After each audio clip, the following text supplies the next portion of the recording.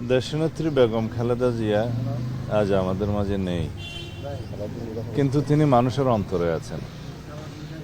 গণতন্ত্রের মা হিসেবে তিনি খেতাব পেয়েছেন, প্রতিষ্ঠিত হয়েছেন।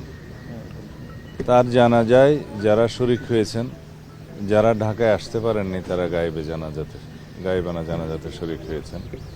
সারা পৃথিবীর মানুষ দেখেছে পৃথিবীর সর্ববৃহৎ জানাজা এটা প্রতিষ্ঠিত হয়েছে। কত মানুষ জানাজায় শরিক হয়েছেন তার কোনো সীমারেখা নাই, পরিসংখ্যান নাই। ভবিষ্যতে হয়তো অনুমান নির্ভর একটা তথ্য দেয়া যেতে পারে।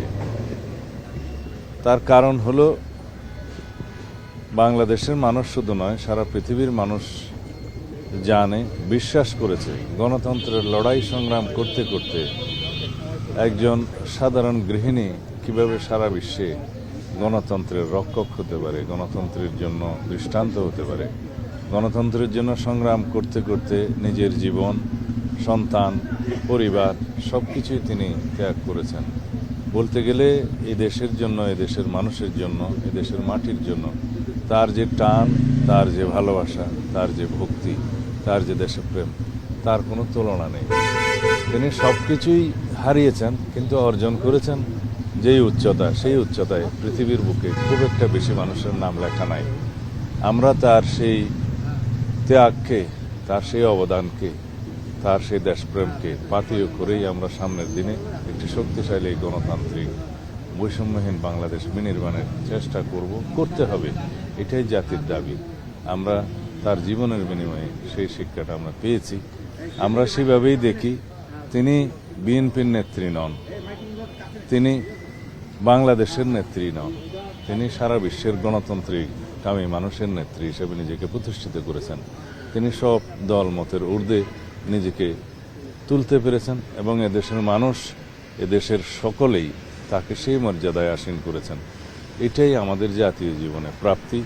অন্যদিকে আমরা তাকে হারালাম, সেই বেদনা, সেই শূন্যতা কখনোই পূরণ হবে না। সেই বিষয়ে আমি সত্যি খুব বেশি শঙ্কিত। জনমানুষের যে প্রত্যাশা, এদেশের মানুষের যে প্রত্যাশা, আকাঙ্ক্ষা, শহীদের যে আকাঙ্ক্ষা আজকে যেই উচ্চতায় উঠে গিয়েছে, আমরা সত্যিকার অর্থে সেই প্রত্যাশা পূরণ করতে পারবো কিনা সেই বিষয়ে শঙ্কিত। এই কারণেই যে মানুষের আশা এবং প্রত্যাশা আসমান সমান হয়ে গেছে। সেই প্রত্যাশার কতটুকু বাস্তবিক ভিত্তিতে আমরা বাস্তবায়ন করতে পারবো সবাইকে ঐক্যবদ্ধ রেখে, সেই বিষয়টা নিয়ে আমি সত্যিই শঙ্কিত। তবুও আমাদের চেষ্টা অব্যাহত রাখতে হবে। আমরা আমাদের সীমিত সাধ্য, অর্থনৈতিক সাধ্যের মধ্যে আমরা সবাইকে ঐক্যবদ্ধ করে এই জাতিকে এগিয়ে নিয়ে যেতে হবে। এটাই আমাদের দায়িত্ব। কতটুকু পূরণ করতে পারা যাবে না সেটা ভবিষ্যৎ দেখবে। আচ্ছা, আরেকটা বিষয় হচ্ছে ওনার জানাজা হলো, কুলখানির বিষয় থাকে, আর কিছু আনুষ্ঠানিকতা থাকে, সেগুলো বিষয় নিয়ে আমরা এখনো বসিনি। এগুলো আনুষ্ঠানিকতা, আচার আচরণ যেভাবে করতে হয় আমরা সেভাবে বিবেচনা করি। নির্বাচন খালেদা জিয়া যেহেতু নাই এবং নির্বাচন কমিশন থেকে বলে দিয়েছে আসলে তার মনোনয়ন স্থগিত থাকবে, আপনারা বিকল্প প্রার্থীও দিয়েছেন, নির্বাচন কেন্দ্রিক আসলে কোনো ধরনের প্রভাব পড়বে কিনা, বা এই খালেদা জিয়ার মৃত্যুকে আপনারা, এই শোকটাকে আপনারা কিভাবে নির্বাচনের কাজে লাগাতে চান? আমরা সত্যিকার অর্থে দেশনেত্রী বেগম খালেদা জিয়ার শোককে শক্তিতে পরিণত করতে চাই, কিন্তু এটা দলীয় ভিত্তিতে নির্বাচনের কাজে আমরা ব্যবহার করার মতো এত সংকীর্ণ আমরা নই। আমরা তার শোককে, শক্তিকে জাতি বিনির্মাণের জন্য ব্যবহার করতে চাই, নির্বাচনের জন্য নয়। তার মনোনয়নের ক্ষেত্রে যেহেতু তিনি ফিজিক্যালি আর নেই, সেজন্য আইনের ভিত্তিতে জেনারেল ক্লজেস অ্যাক্ট অনুসারে তার কোনো লিগ্যাল এন্টিটি নাই।